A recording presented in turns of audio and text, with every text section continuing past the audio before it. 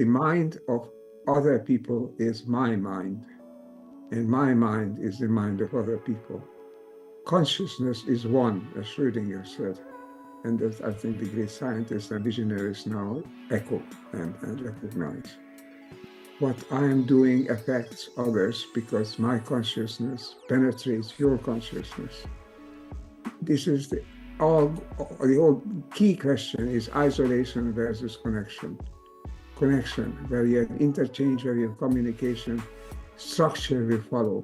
Eventually, we'll create a United Nations, which is more than today's United Nations, which is really a united peoples, a united cultures, where the mankind, which is now trying to organize itself, at least in the face of war, is transforming itself into a positive organization of finding the connection between us, between all people.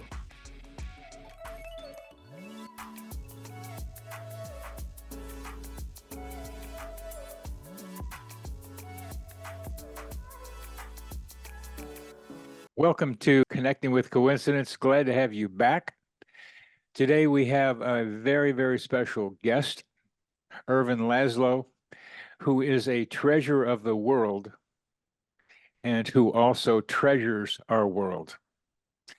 Ervin was twice nominated for the Nobel Peace Prize, is editor of the international periodical World Futures, the Journal of General Evolution. He's Chancellor-Designate of the newly formed GlobalShift University. He is the founder and president of the international think tanks, the Club of Budapest and the General Evolution Research Group, and the author of 83 books translated into 21 languages. He lives in Italy. Ervin, pleasure to have you with us. And let's start with what do you mean by the upshift? Yes, to get out of this mess in which we find ourselves. Upshift, this means moving in the direction, which is a positive direction, which is the only direction given in nature, in the universe.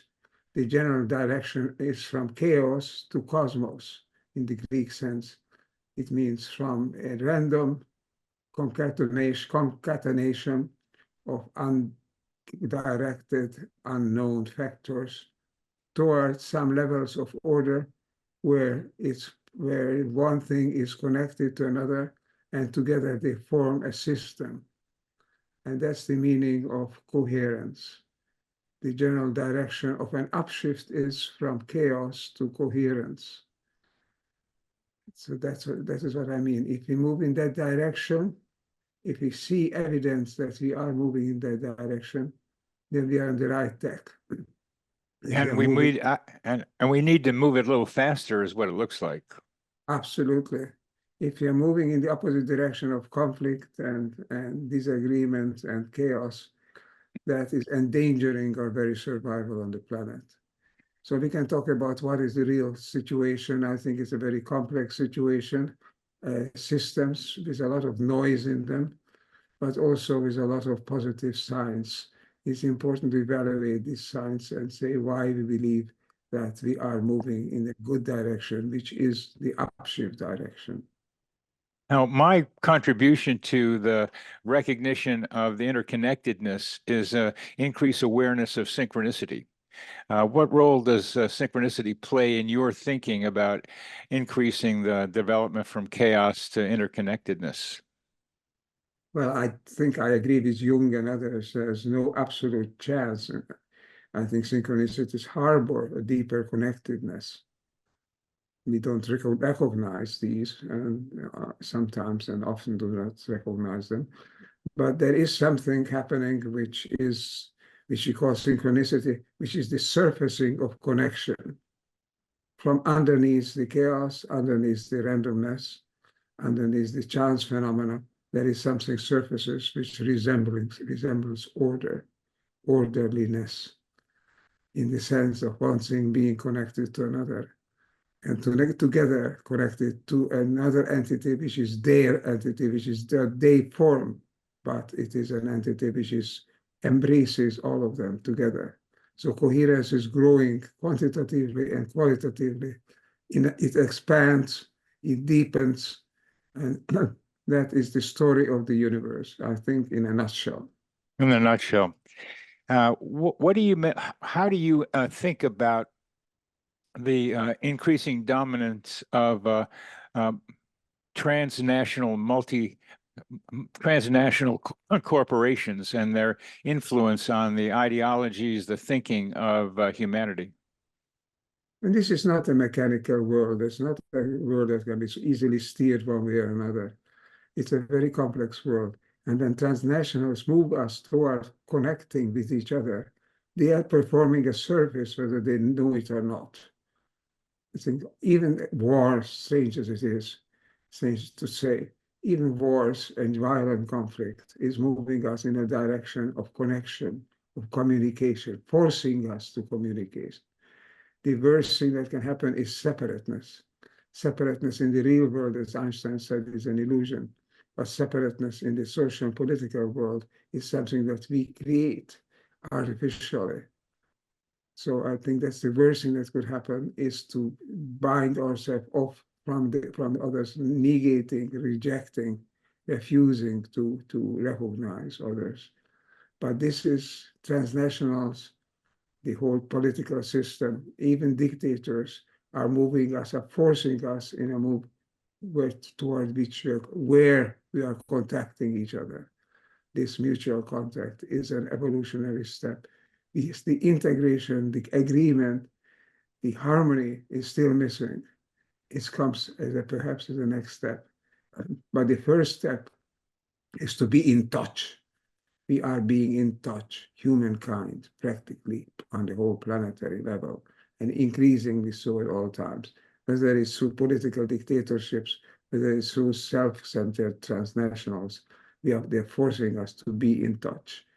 How we are using that touch will then be up to us, will be up to that great majority, which is not very vocal at that yet, this kind of a silent majority, but which can express itself now through the internet, through the social media, increasingly through the everyday newscast as well.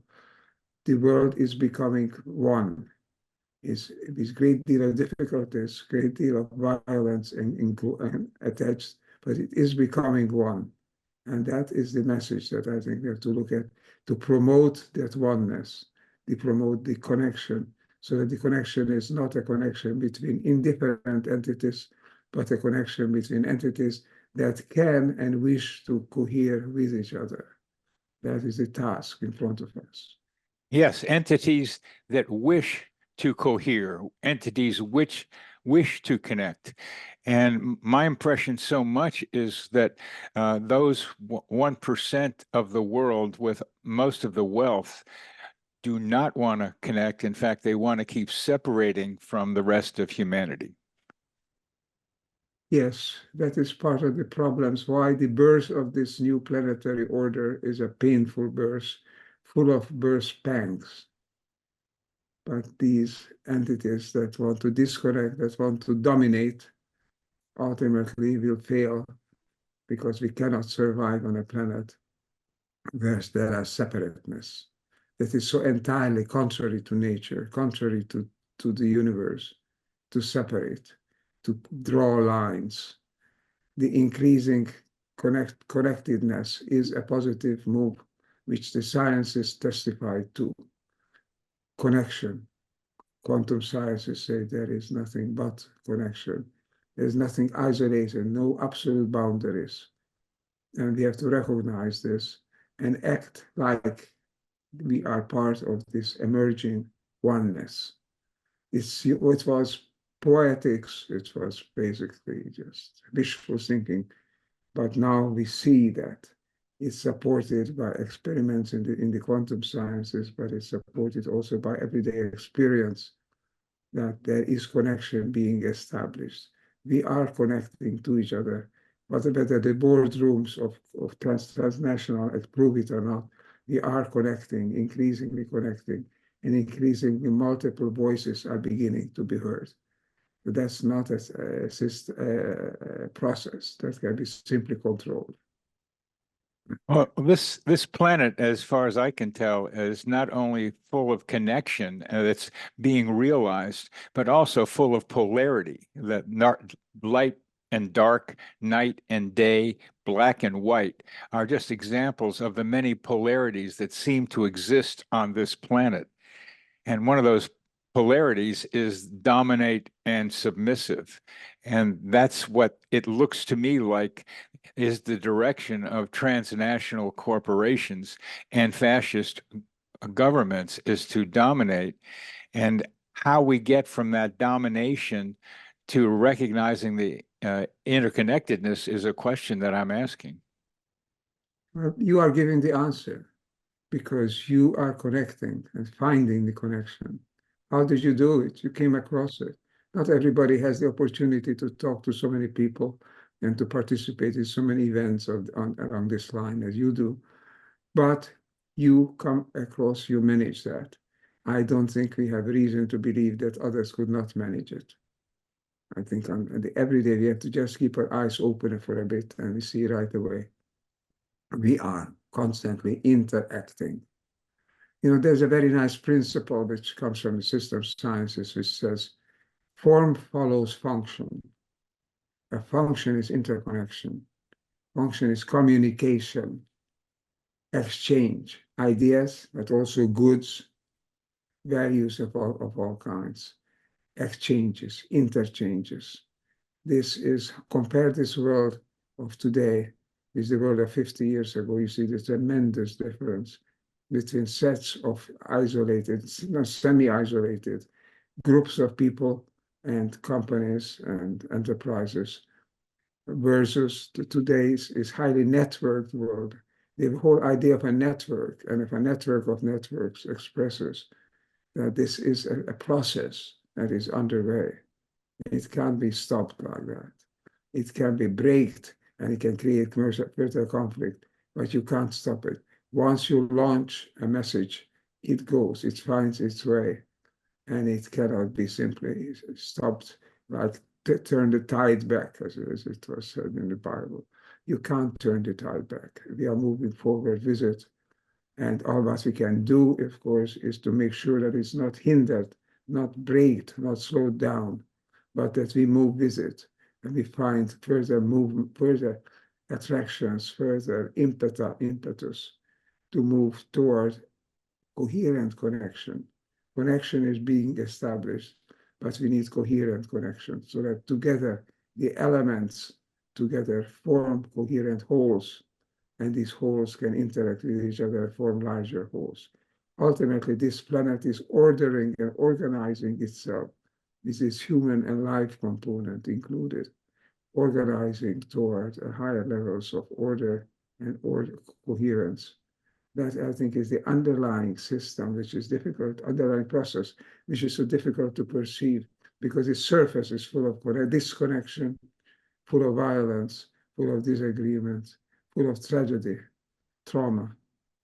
But underneath it, and increasingly coming to the fore, is the fact that we are connecting and seeking answers. Look at this. The conflict in the Middle East goes back now, to the end of the Second World War, but its historical roots goes back thousands of years. Conflict in Eastern Europe right away goes back as well. And wherever there's a conflict, to bring it to the surface, to speak about it, and to try to get each of the parties to hear something of the other, that is already a great step forward. Hear each other, not shut down. I think the question is whether the multinationals, whether the dictators can make us shut down. I don't think they can. Increasingly, wherever things like that are happening, there is a voice being raised, and many voices are being raised, which is contrary to the isolation of I do this and forget the rest. We all do it together. And this is something that's emerging and it's a very positive factor, an evolutionary factor. You have a wonderful sense of teleology, of being drawn to the future. You have a feeling and a knowledge of the future of humanity and of this globe. And the pull to the future, rather than thinking about it as a cause, is very important. And I think part of the lure of how you speak and how you feel. What I'm asking more specifically is something you said about hearing each other, that we need to hear each other. And to me, one of the fundamental problems with humanity right now is the inability to learn, study, even be interested in the mind of the other person, but only in my mind. How are you suggesting we get interested, open curiosity about the mind of other people? Because the mind of other people is my mind, and my mind is the mind of other people. Consciousness is one, as Schrödinger said, and as I think the great scientists and visionaries now echo and recognize.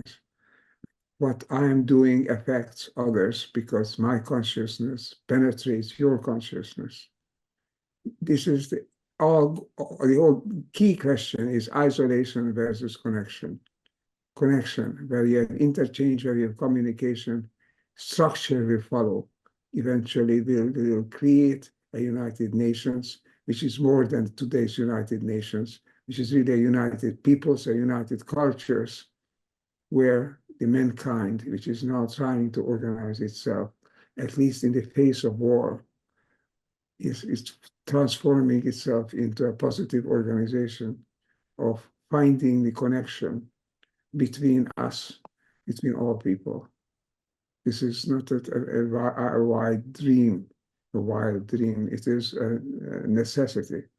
We either find this way forward or we become extinct. We cannot live on this planet as an isolated entity, not even as an isolated species. Humanity is a conscious species, and therefore is more sensitive to all these various trends and movements. The thing to recognize is what I'm writing about currently in my books and articles, is the innateness of the movement toward wholeness. I talk about the holotropic movement, a holotropic attractor in the world, just as strong as electromagnetic and nuclear attractors as the gravitational field itself attracts.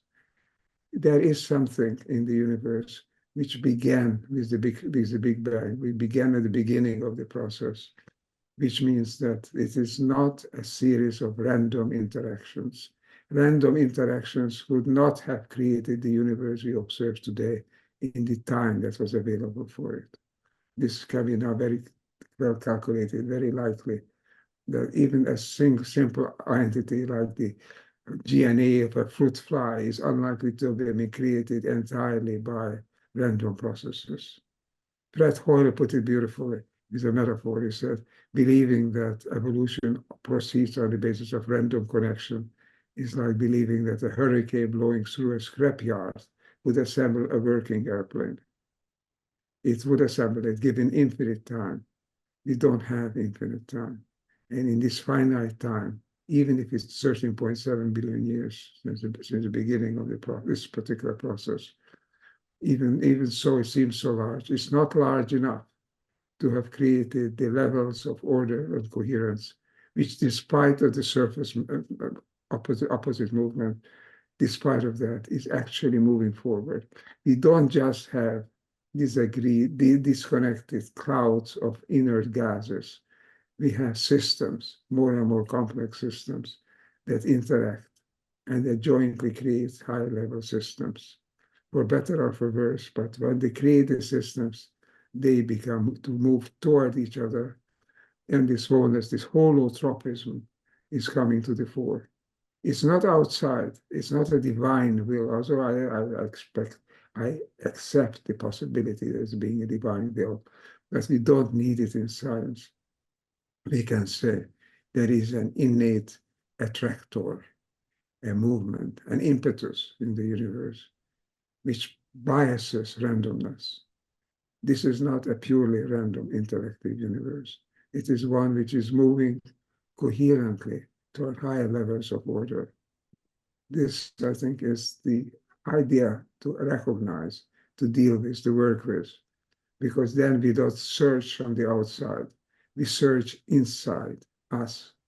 We have the impetus. We have the attraction.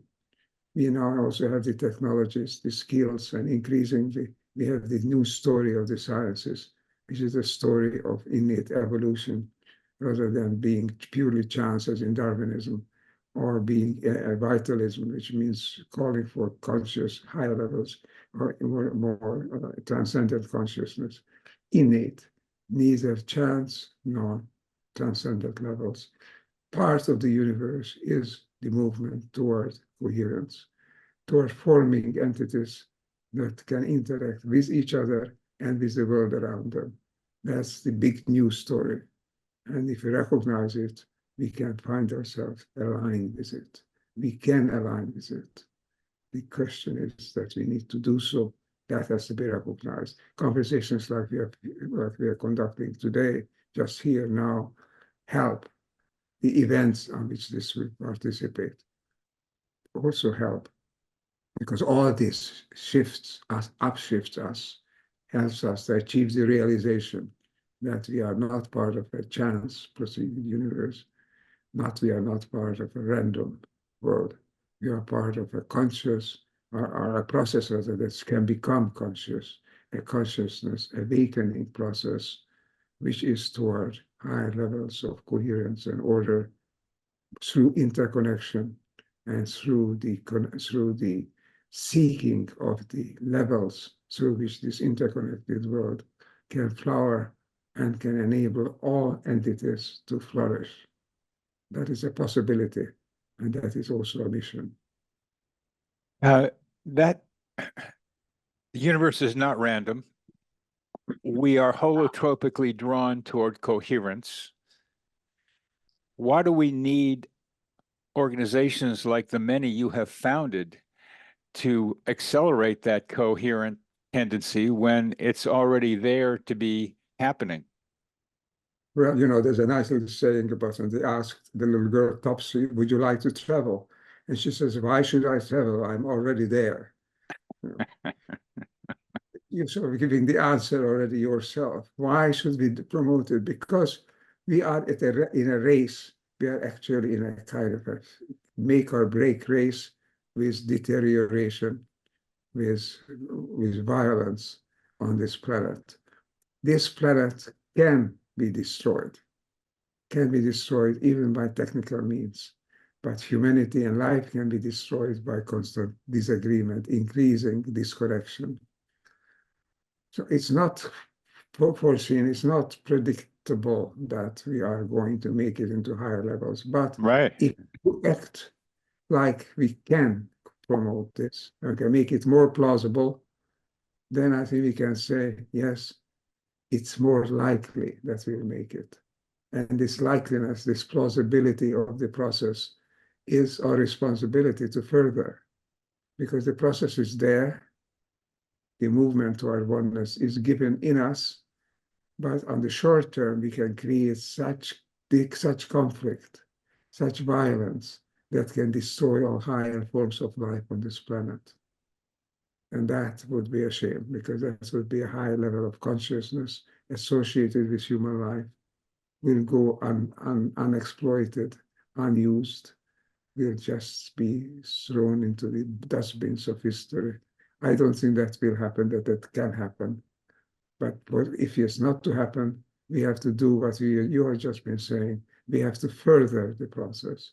We have to become conscious of it and make evolution itself conscious. We are talking about it increasingly.